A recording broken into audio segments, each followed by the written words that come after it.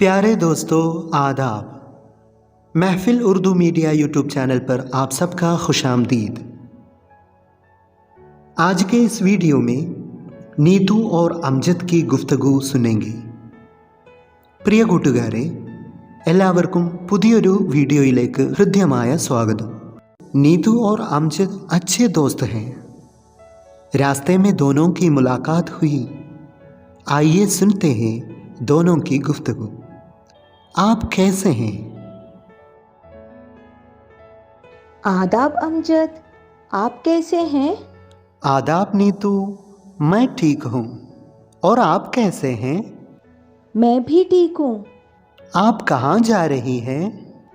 मैं दुकान जा रही हूँ। ठीक है नीतू, बाद में मिलेंगे। ठीक है अमजद, खुदा हाफिज। खुदा हाफिज। इस गुफ्तगू को दोबारा सुनिए। आदाब अमजद, आप कैसे हैं? आदाब नीतू, मैं ठीक हूँ।